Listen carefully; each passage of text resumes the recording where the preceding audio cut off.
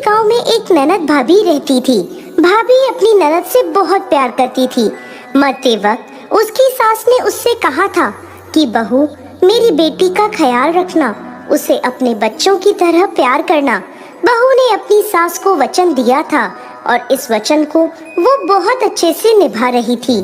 वो अपनी ननद का खूब ख्याल रखती थी और उसे हर समय अपने साथ रखती थी। उसकी कोई संतान नहीं थी।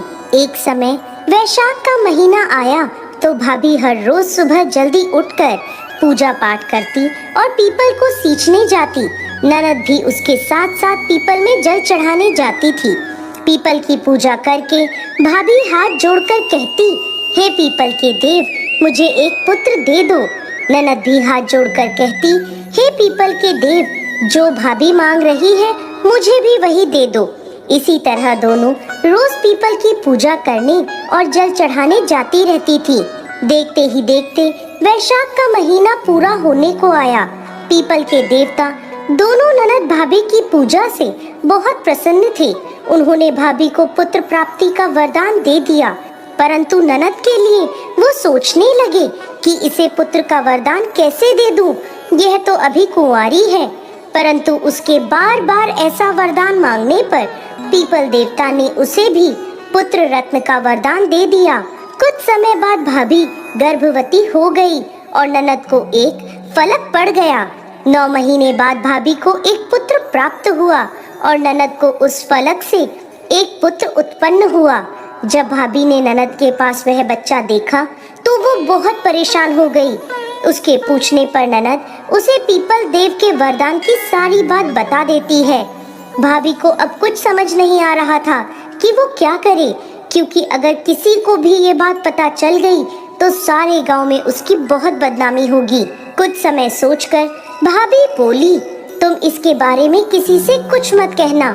मैं सबको कह दूंगी कि मेरे जुड़वा पुत्र हुए हैं। उसने ये बात अपने पति को भी नहीं बताई। एक दिन भाभी कुएं से पानी लेने जाने लगी तो ननद को बोली, बच्चों का ख्याल रखना, मैं पानी लेकर आती हूँ। ननद बच्चों को सुला रही थी, तभी उसका बच्चा जोर जोर से रोने लगा।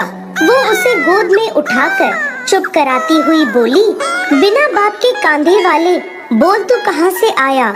यह बात वो बार बार कहती जा रही थी। उसी समय उसका भाई वहाँ आ गया और उसने सारी बात सुन ली। जब उसकी पत्नी पानी लेकर वापस आई तो वो उससे पूछने लगा कि बहन ऐसा क्यों कह रही थी। पहले तो वो उसे टालने लगी, लेकिन फिर वह नाराज हो गया और बोला, देखो, मुझे सारी बात सच सच बताओ, मुझसे कुछ भी मत छुपाना। तब भाभी ने सारी बात अपने पति को बता दी। यह सुनकर भाई बहुत परेशान हो गया और कहने लगा, ये तुम क्या कह रही हो? अब हम क्या करेंगे?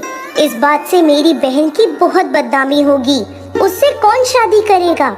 ऐसा कहकर उदास मन से वो उस बच्चे को लेकर पीपल देव के पास गया और बोला, हे पीपल देव, ये आपने क्या किया? मेरी बहन तो नादान थी, लेकिन आप तो सब जानते थे, फिर आपने उसे ऐसा वरदान क्यों दिया? अब यह बच्चा आप ही संभालिए।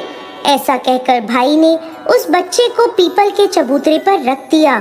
तभी पीपल का पेड़ 2 हिस्सों में बट गया और वह बच्चा पीपल के पेड़ में समा गया।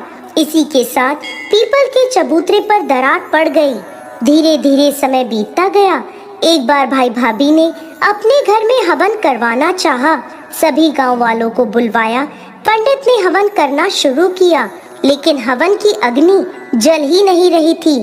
खूब घी डाला गया, खूब प्रयास किया गया, परंतु हवन में अग्नि प्रज्वलित नहीं हुई। सभी लोग चिंतित हो गए। तब कुछ बड़े बुजुर्ग बोले, कहीं ऐसा तो नहीं कि कहीं तुम किसी मान व्यक्ति बहन भतीजी को भूल रहे हो? तो वह बोला, नहीं, मैं तो किसी को भी नहीं भूला, मैंने तो सभी को बुलाया है। बहुत कोशिशों के बाद भी हवन की अग्नि प्रज्वलित नहीं हुई। तभी पास ही के आश्रम से एक सभी वेदों के ज्ञाता संत महात्मा को बुलवाया गया और उन्हें सारी बात बताई गई। तब उन्होंने अपनी आंखें बंद करी और बोले, तुमने अपने भांजे को नहीं बुलाया, इसलिए हवन की अग्नि प्रज्वलित नहीं हो रही। भाई बोला, मेरा तो कोई भांजा नहीं है।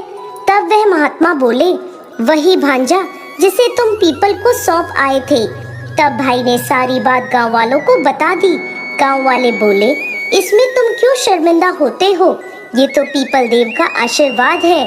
तभी सब गांव वाले ढोल नगाड़े और बाजे के साथ पीपल के पेड़ के पास गए और प्रार्थना करने लगे। तभी पीपल का पेड़ फिर से 2 हिस्सों में बट गया और पीपल के पेड़ से वह बच्चा बाहर आ गया। सभी गाजे बाजे के साथ बच्चे को लेकर वापस घर आए और हवन शुरू किया गया। इस बार हवन की अग्नि प्रज्वलित हो गई और उसकी लौ खूब ऊंची गई। इसके बाद से यह मान्यता हो गई कि पूरे वैशाख पीपल को सींचने से निसंतान को संतान, निर्धन को धन, कुंवारों को अच्छा वर और बुजुर्गों को वैकुंठ का वास मिले। जय पीपल देव।